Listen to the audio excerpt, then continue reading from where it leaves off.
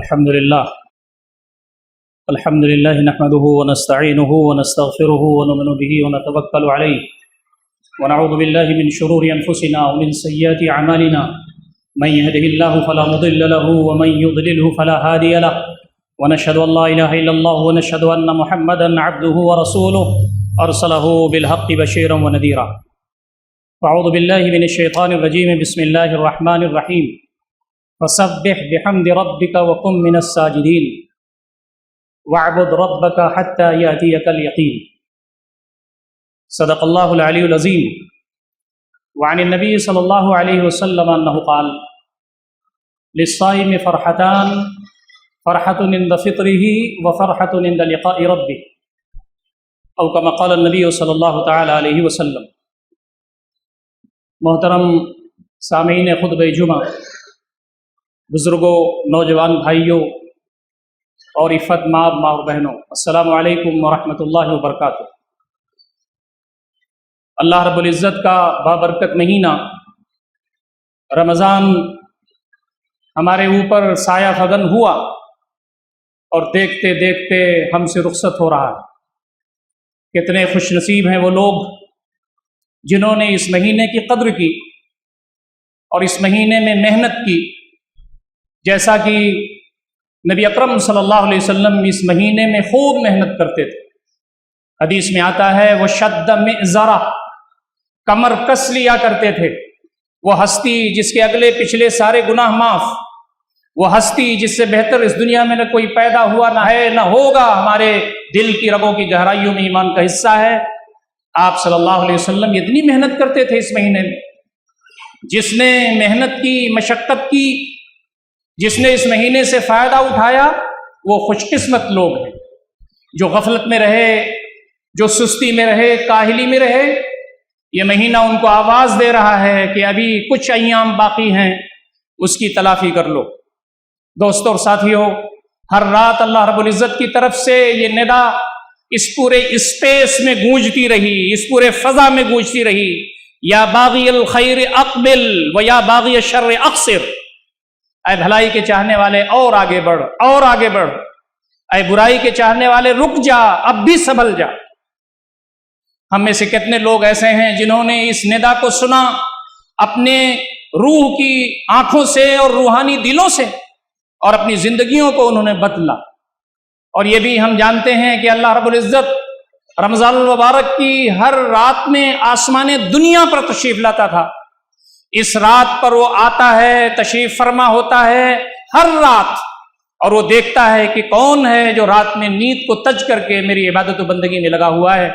وَلِلَّهِ وَتَقَاءُ مِنَ النَّارِ. اللہ رب العزت اس رات میں مختلف انداز سے مختلف لوگ جو اللہ رب العزت کے راستے میں جد و جہد کر رہے ہیں، ان کو جہنم سے آزادی عطا فرماتے ہیں. وَذَلِكَ كُلُّ لَيْلَةٍ. اور یہ ہر رات ہوتا رہا. اب بھی 5 راتیں باقی ہیں. یہ کام اللہ رب العزت کی طرف سے ہو رہا ہے. میں یہ بات عرض کر چکا ہوں آپ سے کہ نبی اکرم صلی اللہ علیہ وسلم نے فرمایا: بدنصیب وہ شخص ہے من ادرک رمضان فلم یغفر لہ. جس شخص کو رمضان ملا، جو رمضان المبارک کے مہینے میں داخل ہوا اور اس نے اپنی مغفرت نہ کروا لی یا اس کی مغفرت نہیں ہو سکی. یہ مہینہ ہم سے جا رہا ہے. میں یہ بات پہلے بھی عرض کر چکا ہوں، پھر یاد دہانی کراتا ہوں. کتنے لوگ ہمارے پاس پچھلے رمضان میں تھے، اس رمضان میں وہ ہمارے ساتھ نہیں رہ سکے. کتنے لوگ شروع کے رمضان کے ایام میں تھے ہمارے ساتھ اور بیچ میں وہ رخصت ہو گئے. یہ 5 ایام جو باقی ہیں کون دیکھے گا ہمیں نہیں معلوم. اللہ رب العزت کی رحمت، اس کی برکت، اس کی نوازش ہے جس کی بنیاد پر یہ ایام ہم کو ملے ہوئے ہیں. اگلا رمضان ہم میں سے کون دیکھے گا، کسی کو معلوم نہیں ہے. یا ایھا الانسان انک کادح الی ربک کدحا فملاقیہ. اے انسان تو کشا کشا اپنے رب کی طرف جا رہا ہے، ایک دن تیری ملاقات اس سے ہو جائے گی. ہم کو ہر چیز کی قدر کرنا چاہیے. دوستوں اور ساتھیوں، اوقات کم ہیں. یہ رفقا اور یہ ساتھی جن کے ساتھ بیٹھ کر کے ہماری نیو جنریشن اپنے اوقات کو ضائع کرتی ہے، یہ سب الوداع کہیں گے، 2-4 دن میں بھول جائیں گے. قبر ہمارا مقدر ہے، وہاں ہمارا رب ہمارا مونس ہے. اس حقیقت کو جانیے. یہ ہماری خوبصورتی، ہمارا یہ سرمایہ، یہ ہماری نوکری، یہ ہماری تجارت، یہ ہماری لگژریس لائف، یہ سب ختم ہو جانے والی ہے. ہم اس قبر کے گڈھے میں ہوں گے جہاں ہم ہوں گے، ہمارا اعمال ہوگا، ہمارا رب ہوگا، اس کی رحمتیں اور برکتیں ہوں گی. اس لیے ہمیں عقل کا ناخن لینا چاہیے، ایک ایک دن کی اہمیت کو سمجھنا چاہیے۔ یہ رمضان ہم سے جا رہا ہے، رخصت ہو رہا ہے، کچھ ہم سے وعدے کر رہا ہے، کچھ ہم کو نصیحتیں کر رہا ہے، کچھ ہم کو ہماری رہنمائی کر رہا ہے۔ وہ لوگ جن کے پاس عقل کے ناخن ہیں، جو اللہ تعالیٰ کے بندے بننا چاہتے ہیں، ان کو یہ آواز سنائی دے رہی ہے۔ دوستو ساتھیو، پہلا عہد اس رمضان میں ہمارا بقیہ اپنی جو لائف بچی ہوئی ہے، جو ہماری زندگی بچی ہوئی ہے، اس کے لیے یہ ہے کہ اس رمضان نے ہمیں تقوی سکھایا ہے۔ یا ایھا الذین آمنوا کتب علیکم الصیام کما کتب علی الذین من قبلکم لعلکم تتقون، اے لوگوں جو ایمان لائے ہو، تم پر روزے فرض کیے گئے جیسا کہ تم سے پہلے کے لوگوں پر روزے فرض کیے گئے تاکہ تمہارے اندر تقوی پیدا ہو سکے۔ یہ روزہ میں جتنی ایکسرسائز ہوتی رہی، سحری اور افطاری کی اور تراویح کی اور اعتکاف کی اور فطرے کی اور انفاق کی، یہ ساری جو ایکسرسائز ہے وہ تمہارے اندر، تمہارے دل کی رگوں کی گہرائیوں میں اللہ رب العزت تقوی پیدا ہو سکے۔ تقوی کیا ہے؟ تقوی یہی ہے کہ تمہارا رب تمہارے ساتھ ہے، هو معکم اینما کنتم، وہ تمہارے ساتھ ہے جہاں بھی تم ہو۔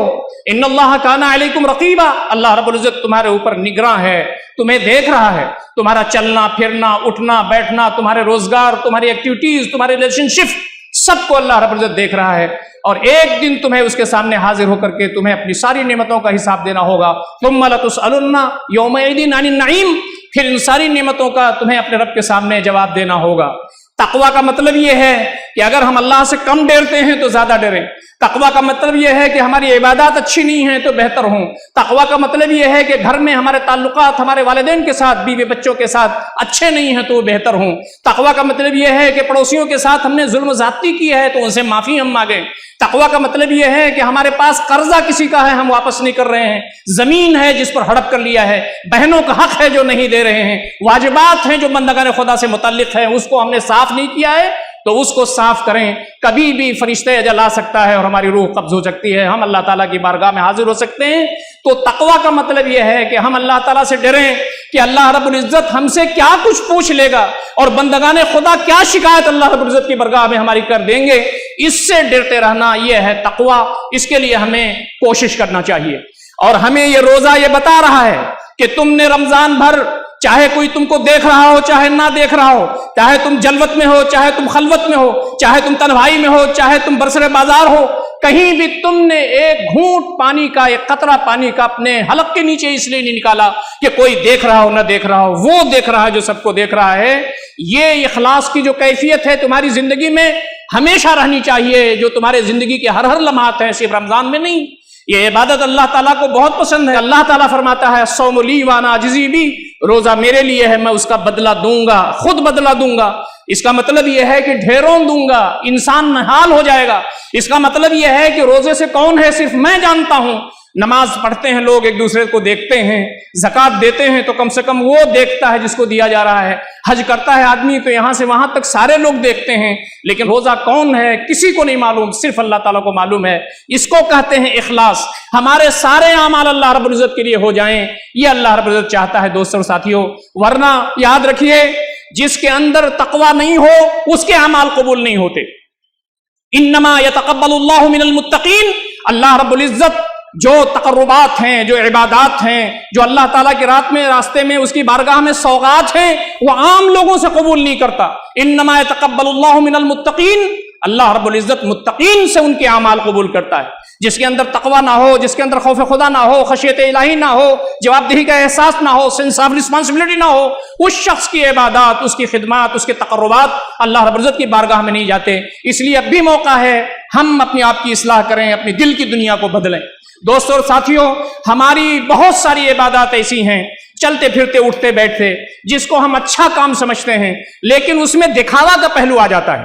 نمازیں پڑھتے ہیں تو ہماری نمازیں زیادہ روشن ہو جاتی ہیں، زیادہ پرکشش ہو جاتی ہیں۔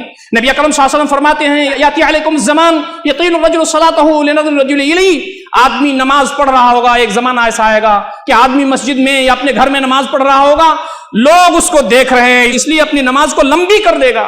یہ ہے ریاکاری، یہ ہے دکھاوا، کہ ہم اپنے اعمال تو کریں اللہ تعالیٰ کے لیے لیکن لوگوں کو دکھانے کا بھی کام کریں۔ ہماری عبادات، ہمارے معاملات، غربا مساکین، یتیم لاچار مجبور مستحقین کے ساتھ ہمارا رویہ، یتیم اور بیواؤں کے ساتھ ہمارا تعلق، لوگوں کی مدد، اس زمین پر بہت سارے کام ہم کرتے ہیں. روزہ ہم سے یہ عہد لیتا ہے کہ تم کوئی بھی کام کرو، پوری دنیا سے بے نیاز ہو جاؤ، پوری دنیا کو ٹھوکر مارو، اللہ کو خوش کرنے کا کام کرو، اللہ تعالیٰ کے لیے کرو. یاد رکھو، اگر تم نے 99% کوئی کام اللہ تعالیٰ کے لیے کیا، 1% کوئی دوسرا فیکٹر اس میں شامل ہو گیا، اللہ تعالیٰ اسے بھی قبول نہیں فرماتا. لہٰذا ہماری عبادات ضائع نہ ہو جائیں. میدان محشر میں ہم پہنچیں گے 1000 مرتبہ العیاذ باللہ ہم نے عبادات کر چکے ہوں گے، نمازیں پڑھ چکے ہوں گے، روزے رکھ چکے ہوں گے، ہم زکوٰۃ دے چکے ہوں گے، حج کر چکے ہوں گے، کار خیر کر کے اللہ تعالیٰ کی بارگاہ میں پہنچیں گے. لیکن اللہ رب العزت فرمائے گا تیرا کوئی بھی عمل ہمیں اس لیے پسند نہیں ہے کہ تو دکھاوے کا کام کر کے اس دنیا میں آیا ہے. میرے لیے تو نمازیں پڑھتا تھا لیکن روب جمانے کے لیے پڑھتا تھا، میرے لیے تو انفاق کرتا تھا لیکن سخی ہونے کے لیے کرتا تھا، میرے لیے سوشل ورک کرتا تھا، خدمت خلق کرتا تھا، لیکن اس لیے کرتا تھا کہ تیری واہ واہی ہو، لوگ تیری تعریفیں کریں. تو انتظار میں رہتا تھا کہ لوگ تیری تعریفیں کریں، تجھے دنیا میں مل گیا.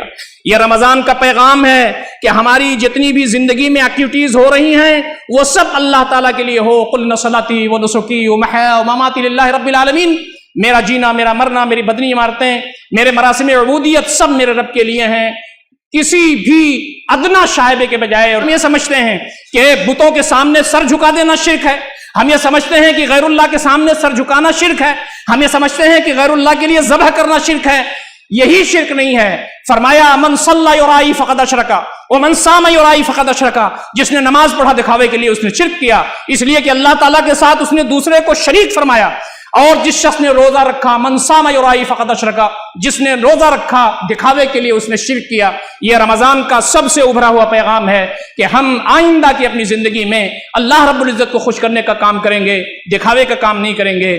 دکھاوے کے لیے، اپنی واہ واہی کے لیے، عجب پسندی کے لیے، روب جمانے کے لیے ہمارا کوئی عمل نہیں ہوگا. کوئی ہمیں جانے نہ جانے، کوئی ہماری تعریف کرے نہ کرے، ہم اللہ رب العزت کی خدمت میں اپنے اعمال پیش کر رہے ہیں، وہ قبول کر لے. یہی سراپا غنیمت ہے ہمارے لیے، ورنہ کوئی بھی کام آنے والا نہیں ہے. جن کے دکھاوے کے لیے کام کرتے ہیں، جن پر روب ڈالتے ہیں، جن کسے واہ واہی چاہتے ہیں، جن سے داد چاہتے ہیں، سب میدان محشر میں ساتھ چھوڑ کر کے بھاگ گئے ہوں گے. ہم ہوگا، ہمارا رب ہوگا، ہمارے اعمال ہوں گے. تو ہمیں یہ رمضان کا سب سے بڑا پیغام ہے جس کو اپنے سامنے رکھنا چاہیے. دوستوں اور ساتھیوں، یہ رمضان کا مہینہ ضبط نفس کا مہینہ ہے. رمضان نے ہم کو سکھایا کہ اپنے نفس پر کنٹرول کرنا کیا چیز ہے.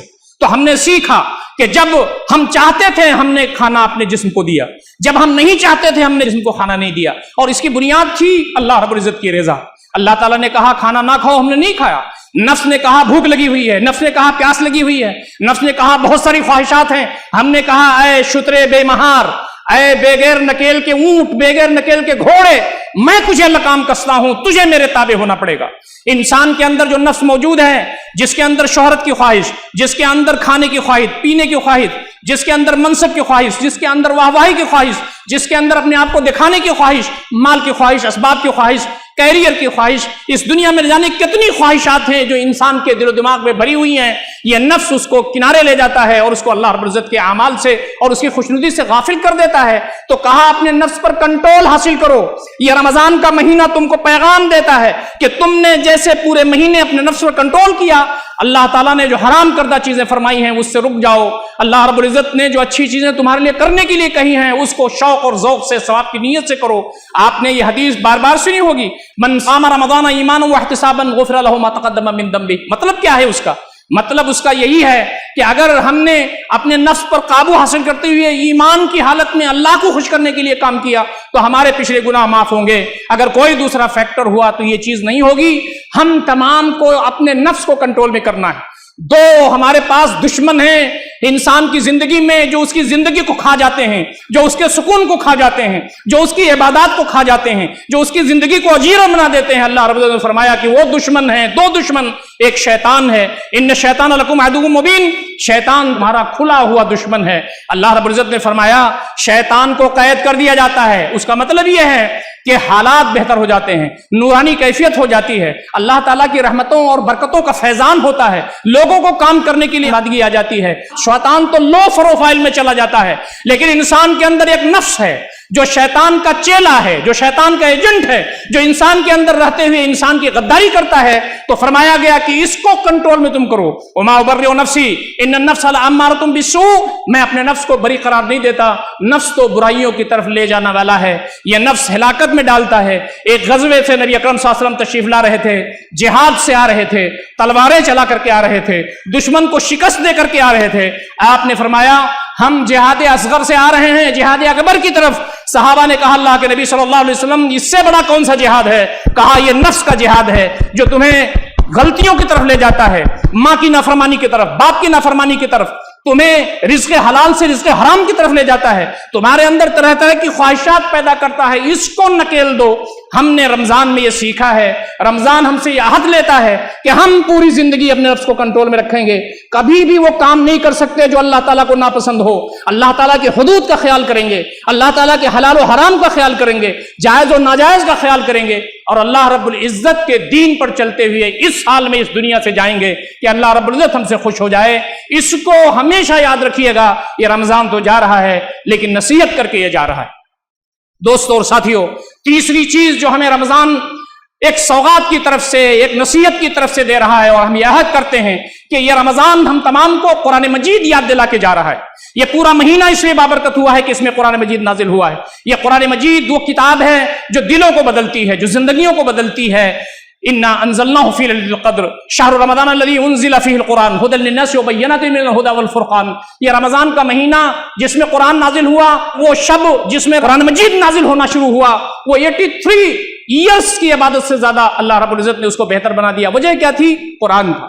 یہ قرآن نور ہے، یہ قرآن ضیاء ہے، یہ قرآن بینات ہے، یہ قرآن بینات من الہدیٰ ہے، یہ قرآن الفرقان ہے، یہ قرآن شفاء لما فی الصدور ہے، یہ قرآن ہماری زندگیوں کا دستور ہے. تو ہم کو اپنی زندگی میں اس قرآن کو پڑھنا ہے، قرآن مجید پر عمل کرنا ہے، قرآن مجید کو پھیلانا ہے، قرآن مجید کو پیغام کو پہنچانا ہے، قرآن مجید سے غفلت نہیں برتنا ہے. وہ معاشرہ جو قرآنی معاشرہ ہوتا ہے، وہ گھر جو قرآنی ہو جاتا ہے، وہ انسان کا دل جو قرآنی دل بن جاتا ہے، وہ اللہ رب العزت کی رحمتوں، اس کی برکتوں، اس کے فیضانات کا مسکن ہو جاتا ہے. ہمیں سکھ چین کی زندگی چاہیے، اطمینان قلب چاہیے، گھروں کے ماحول کو جنت نشان بنانا ہے، اگر ہماری سوسائٹی اور مسلمانوں کے سماج کو بہتر بنانا ہے، نوجوانوں کے اندر ایک قرآنی جذبہ پیدا کر دیجئے.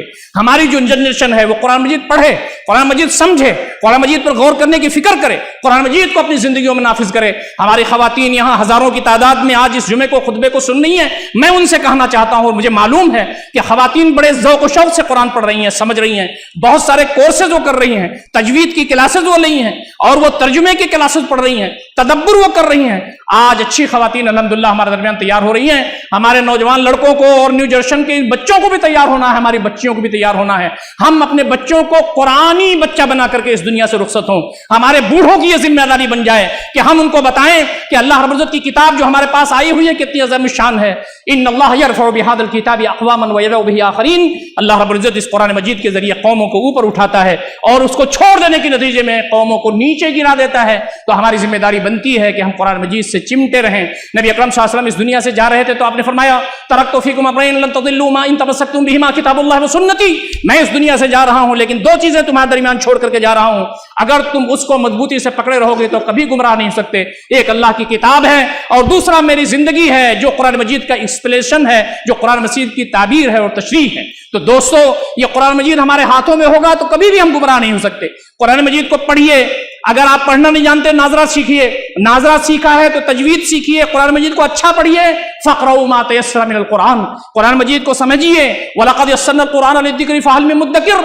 ہم نے قرآن مجید کو آسان کر دیا ہے سیکھنے کے لیے. ہے کوئی سیکھنے والا، یاد دہانی حاصل کرنے والا؟ قرآن مجید پر عمل کیجئے.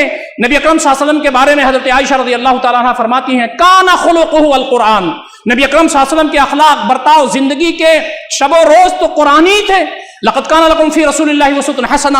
نبی اکرم صلی اللہ علیہ وسلم کی زندگی میں تمہارے لیے بہترین نمونہ ہے. تو قرآن مجید پر عمل کیجئے اور قرآن مجید کو پھیلانے کا کام کیجئے. آج ہندوستان میں ہندوتوا کا اگر خاتمہ کرنا ہے، اگر ہندوستان میں اگر زہر کا خاتمہ کرنا ہے، اگر ہندوستان کے اندر نفرتوں کا خاتمہ کرنا ہے، اگر ہندوستان کے اندر فرقہ منافرت کو ختم کر دینا ہے تو اللہ تعالیٰ کی بات کو پڑھیے، اس کو سمجھیے، اس پر عمل کیجئے اور ایک ایک ہندو بھائی کو، ایک ایک غیر مسلم بھائی کے نان مسلمز کو اللہ کا پیغام پہنچائیے. ادعو الی سبیل ربک بالحکمۃ والموعظۃ الحسنہ وجادلہم باللتی ہی احسن.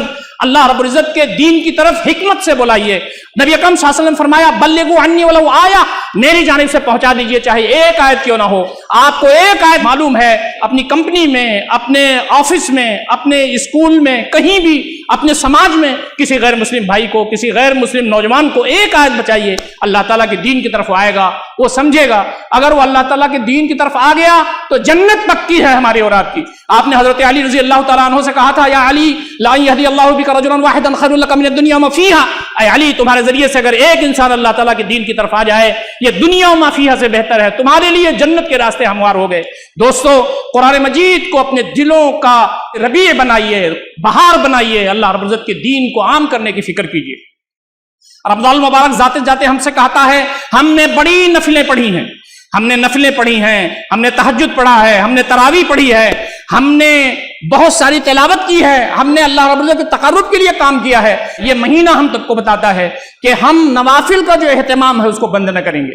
یہاں سے جانے کے بعد مسجدوں کو نہ بھول جائیں گے، یہاں سے جانے کے بعد نوافل کو نہ بھول جائیں گے، یہاں سے جانے کے بعد اللہ رب العزت کو نہ بھول جائیں گے.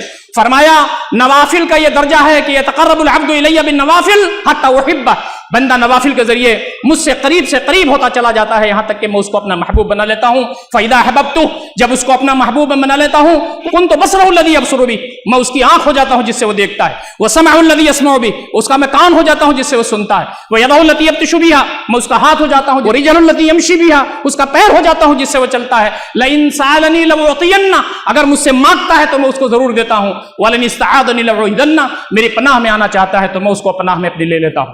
یہ ہے نوافل. ہم نے خوب نوافل رمضان میں پڑھے ہیں، لیکن پورے سال ہم اللہ رب العزت سے غافل نہ ہوں.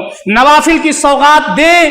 جب نوافل ہم پیش کرتے ہیں اللہ تعالیٰ کی برگاہ میں تو اللہ تعالیٰ سے قریب ہی نہیں ہوتے. اللہ تعالیٰ ہمیں پسند کر لیتا ہے، پھر وہ ہماری آنکھ ہو جاتا ہے، ہمارا کان ہو جاتا ہے، ہمارا پیر ہو جاتا ہے، ہمارا ہاتھ ہو جاتا ہے، ہماری دعائیں قبول کرتا ہے، ہمیں اپنی پناہ میں لے لیتا ہے. رمضان نے ہم کو یہ سکھایا ہے، ہم اس کے پابند انشاءاللہ رہیں گے. ایک اور پیغام جو رمضان ہم کو دے کر کے جا رہا ہے وہ ہے اللہ رب العزت کو یاد رکھنا، وہ ہے اللہ تعالیٰ کا ذکر، وہ ہے اذکار. ہم نے بہت اذکار پڑھے، ہم نے بہت دعائیں کی، ہم نے صبح کی دعائیں کی، شام کی دعائیں کی، رات کی دعائیں کی، شب قدر کی دعائیں کی، ہم نے افطار سے پہلے کی دعائیں کی، ہم نے سحری میں دعائیں کی. یہ سارے اذکار تو ہم نے کیے، لیکن کیا ہم اس کو رمضان کے بعد بھول جائیں گے؟ دوستوں اور ساتھیوں، ایک بہت بڑا اچھا سلوگن ہے، من کان یعبد رمضان فإن رمضان قد فات. جو رمضان کی عبادت کرتا تھا اسے معلوم ہو جانا چاہیے کہ رمضان ختم ہو گیا. ومن کان یعبد اللہ فإن اللہ حی لا یموت. اور جو شخص اللہ رب العزت کی عبادت کرتا تھا اسے معلوم ہونا چاہیے کہ اللہ رب العزت جاوید ہے، زندہ و جاوید ہے، ہمیشہ رہنے والا ہے. ہم اللہ رب العزت کے سامنے اپنی امیج یہ نہ بنائیں کہ ہم تجھ کو صرف رمضان میں پوجتے ہیں، تیری عبادت صرف رمضان میں کرتے ہیں، رمضان جہاں جاتا ہے ہم سب کچھ بھول جاتے ہیں. دوستوں اور ساتھیوں، اللہ کا ذکر سب سے بڑی چیز ہے. ولا ذکر اللہ اکبر، سب سے بڑی چیز اللہ رب العزت کا ذکر ہے، اللہ کی یاد ہے. اور فرمایا اٹھتے بیٹھتے چلتے پھرتے اللہ کو یاد رکھو. رسول اللہ صلی اللہ علیہ وسلم کے بارے میں آتا ہے کان رسول اللہ صلی اللہ علیہ وسلم یذکر اللہ کل احیان. آپ صلی اللہ علیہ وسلم اللہ تعالیٰ کو ہر وقت یاد رکھتے تھے. آپ نے ایک صحابی سے کہا کہ لا یزال لسانک رطبا من ذکر اللہ، تمہاری زبان اللہ رب العزت کے ذکر سے، اس کی یاد سے تازہ رہے، ہمیشہ تر رہے. دوستوں اور ساتھیوں، ہم اللہ تعالیٰ کی ذکر سے، اس کی یاد سے ہمیشہ اپنے دل و دماغ کو معطر رکھیں. یہ رمضان جا رہا ہے، ہم سے عہد کر رہا ہے، پورے سال بھر اللہ تعالیٰ کے بندے بن کر کے رہیے. اللہ رب العزت فرماتے ہیں انا عند ظن عبدی بی، میں اپنے بندے کے گمان کے پاس ہوں. بندہ مجھ سے اچھا گمان کرتا ہے تو میں اس کے لیے اچھا ہو جاتا ہوں، بندہ میرے لیے خراب گمان کرتا ہے تو میں اس کے لیے خراب ہو جاتا ہوں. آگے فرمایا وَإِن ذَكَرْنِي فِي نَفْسِهِ ذَكَرْتُ فِي نَفْسِي، اگر وہ اپنے دل میں مجھے یاد کرتا ہے تو عرش پر میں اپنے دل میں اس کو یاد کرتا ہوں. وَإِن ذَكَرْنِي فِي مَلَئٍ ذَكَرْتُ فِي مَلَئٍ خَيْرٍ مِّنْهُمْ، اگر وہ کسی مجلس میں مجھ کو یاد کرتا ہے تو میں اس کو فرشتوں کی مجلس میں یاد کرتا ہوں. ہم لوگ یہاں اس اشاعت اسلام کی مرکز کی اس مسجد میں اللہ تعالیٰ کو یاد کر رہے ہیں. انشاءاللہ العزیز اللہ رب العزت ہمیں عرش الہی پر یاد فرما رہا ہوگا انشاءاللہ العزیز. ہمارا یہ شیوا ہمیشہ ہونا چاہیے. فرمایا وَإِنْ أَتَانِي بِالشِّبْرِ نَطَيْتُهُ ذِرَاعًا، میری طرف ایک بالش آتا ہے تو میں اس کی طرف ایک ہاتھ آتا ہوں. وَإِنْ أَتَانِي ذِرَاعًا نَطَيْتُهُ بَاعًا، میری طرف ایک ہاتھ آتا ہے تو میں اس کی طرف ایک گز آتا ہوں. وَإِنْ أَتَانِي يَمْشِي أَتَيْتُهُ هَرْوَلًا، اگر وہ میری طرف چل کر کے آتا ہے تو میں اس کی طرف لپک کر کے اس کو اپنی آغوش میں لے لیتا ہوں. اتنا رحیم ہے، اتنا شفیق ہے، اتنا کریم ہے ہمارا رب کبھی بھی اس کو مت بھولیے. یہ رمضان تو ہم کو انرجی دیتا ہے, طاقت دیتا ہے, حوصلہ دیتا ہے, راستہ سکھاتا ہے, رہنمائی کرتا ہے, ہمیں زندگی کے باقی ایام میں چارج کر دیتا ہے کہ ہم اپنے رب کی طرف آگے بڑھیں. آخری بات جو میں اس خطبے میں کر سکتا ہوں وہ یہ ہے مواسات, غریبوں کی مدد, دوسروں کا خیال. ہم نے دیکھا کہ اللہ رب العزت کی نعمت کیا ہے. پانی اللہ تعالیٰ کی نعمت ہے, یہ رمضان نے ہمیں بتایا ہے. اللہ تعالیٰ کی جو کھانے کی نعمتیں ہیں رمضان نے ہمیں بتایا.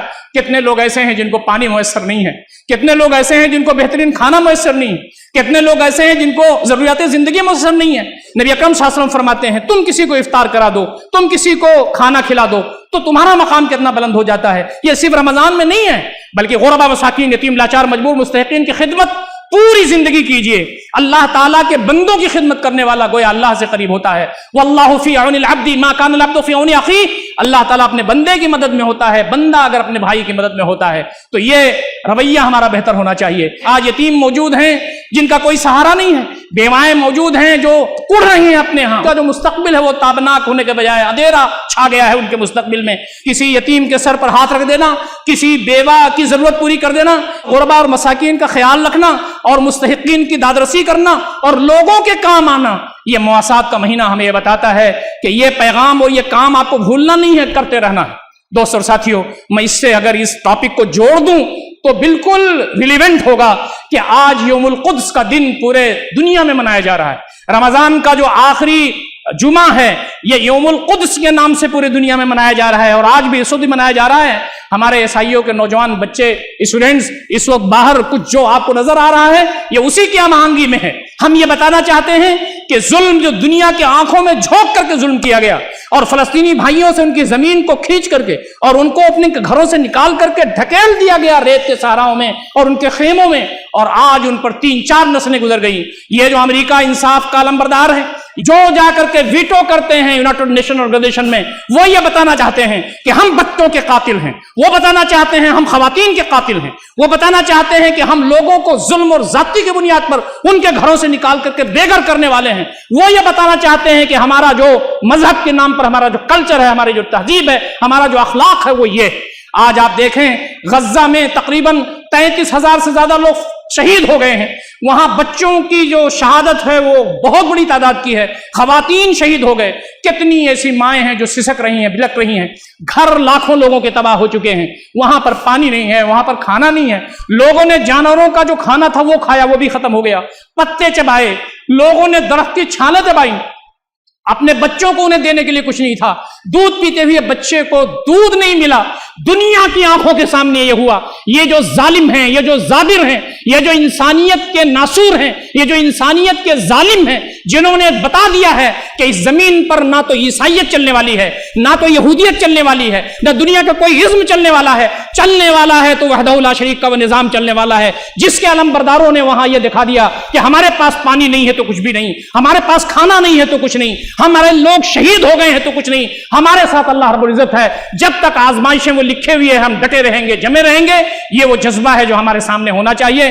ہم اس موقع پر اپنے لیے بھی دعا کرتے ہیں, اپنے فلسطینی بھائیوں کے لیے بھی دعا کرتے ہیں. اللہ تعالیٰ ان کی آزمائش ہم مختصر فرما دے, اللہ رب العزت ان کے حالات بہتر کر دے, جو ظالم اور جالم ہے ان کو ہلاک کر دے, حالات ایسے بدلے کہ اپنے گھروں میں واپس آ سکیں. مسجد اقصی جو ہمارا ثالث الحرمین شریفین ہے, اللہ رب العزت ہم تمام کو وہاں نماز پڑھنے کی سعادت عنایت فرمائے. یہ جو رمضان گزرا اللہ تعالیٰ ہماری عبادات کو قبول فرما لے.